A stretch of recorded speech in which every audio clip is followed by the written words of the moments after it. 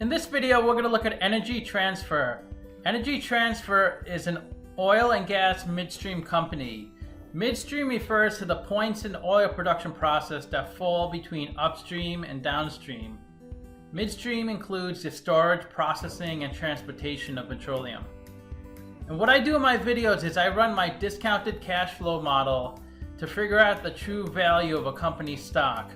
I also look at the financial ratios of the company and compare them to its competitors. I do this with you throughout the entire video, so it's like we're doing it together. So let's get started with the model. This company has a market cap of $17.9 billion. It's a pretty good sized company. And let's see what they're trading at. $6.65 a share. So that's one share of stock is $6.65. Now I'm going to pull the free cash flows. And that's the way you value a company, is you estimate the future free cash flows and then discount that number back to today's value, which is exactly what I'm doing in this video. And free cash flow is a cash flow from operations minus capital expenditures. Now I'm going to pull the net income, which is a profit and loss on the income statement, and put that into the model. And then we need the sales, the revenue on the income statement. And the revenue increases quite a bit from year to year. So that's a really good sign. It went from 37 billion all the way up to 54 billion. It's a pretty big increase. And you could see in 2016 and 2017, they had negative free cash flow, yet positive net income. Since this is an oil and gas company, the equipment is probably pretty expensive. And when you purchase equipment, you buy it up front. Like if it cost $100 million, you would spend that amount of cash up front, but you would spread it out over 10 or 20 years. So the income statement only shows maybe 5 or 10% of the assets expense, while the free cash flow represents the entire expense. Over time, that will equal out, but initially that's why you might have negative free cash flow and positive net income. Their profit margins have also increased quite a bit. It went from 3% to 2% to 3%, but then it jumped way up to 7%. That might not seem like a lot, 3% to 7%. Generating lots of revenue is great, but if you're not converting that revenue to profit, then it doesn't really help you as the investor. And in 2019, they converted 7% to profit, which means they increased their profit more than $2 billion from 2018 to 2019 with the same revenue. Let's look at the capital structure of the company so we know what to discount the future cash flows by. They pay $2.3 billion of interest on their debt. Let's go to the balance sheet to see how much debt they have. And current debt of $26 million, that's debt due within 12 months. Long-term debt of $51 billion, that's debt due after 12 months. They pay 4.5% of interest on their debt. Let's go to the income statement to get their effective tax rate. So they have a really low tax rate, $5 billion of income before taxes and $200 million in taxes.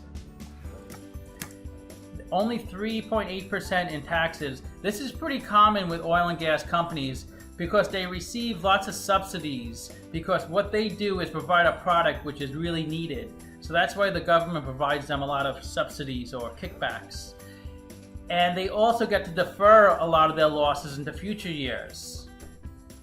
The cost of the debt, even though they paid 4.5% of interest, it's only 4.4% because you get a discount on your taxes. Let's get the cost of equity. We need the beta for that. That's how volatile the stock is. They have a really high beta, 2.69, so the stock is pretty volatile. That means the stock can be really risky and jump all over the place. And when you take a bigger risk, you tend to get a bigger reward. And a bigger reward may be a large increase in your stock price. Let's go back to the balance sheet to see their current assets. That's $7.9 billion. This is the numerator for the current ratio, current assets. And the denominator, the bottom of the fraction, is current liabilities, $7.7 billion. They have no equity according to the balance sheet. That means assets equal liabilities. A lot of these oil and gas midstream companies seem to have no equity, which is not a good thing. Let's see their operating income, $7.4 billion. Let's look at the capital structure. They're 100% debt, and the cost of debt is 4.39%. So that's a discount rate we're going to apply to the future cash flows. We estimated 4 years of future free cash flows based off of the previous financials. Even though they had negative free cash flows for 2 years, their increases in 2018 and 2019 are the reason their future free cash flows are this high. And we also estimated a terminal value, which is all free cash flows past year for. That's $27 billion. And the value of the discounted numbers is $35.9 billion. We divide that by 2.7 billion shares, and we get an intrinsic stock price of $13.35. They're trading at $6.65, so they're trading at a 50% discount. So the stock could double any day if investors feel the company is worth $13.35, like my model indicates. Let's see what Simply Wall Street values the company at. They're a little lower at $10.68, but both of us are saying the same thing. The stock is undervalued. It looks like the stock was trading about $30 a few years back, but it's been dropping ever since, and it's at a fairly low point. So there could be a lot of benefit for this company in the future, although there's major risks because companies like this with no equity may go bankrupt. Probability to default, according to my model, is 50%. So that's not a good sign. But if you take the risk, you might get rewarded very nicely. Let's look at the ratios. Great PE, great price to sales, and we can't look at the price to book because they have no equity.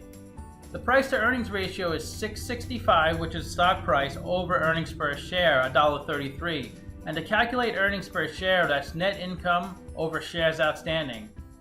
So that means investors are willing to pay $5 for $1 of earnings, and a PE under 15 is considered a really good value. A price to sales ratio of under 1 is considered a good value, and they're 0.3. That's stock price, 665, over sales per share, 20. To get sales per share, it's revenue over shares outstanding. So investors are willing to pay 30 cents for $1 of sales. That's a really good deal. Current ratio 1.0, so they could just cover their current liabilities. They have an interest coverage ratio of 3.2. That's EBIT over interest expense. So they can cover their interest payments, which is good. And the best way to look at ratios is to compare them to similar companies. I've done videos on a lot of other oil and gas midstream companies. Enbridge, a Canadian company, if it ends in TO, that means it trades on the Toronto Stock Exchange. Enterprise, Frontline, MPLX, ONEOK, Plains, and PBF Logistics. And I converted Enbridge to US dollars, that's why it's in bold italics. But Enbridge is the largest company of the bunch. And if Energy Transfer has a number in green, they're better than the average. If they're in red, they're worse than the average.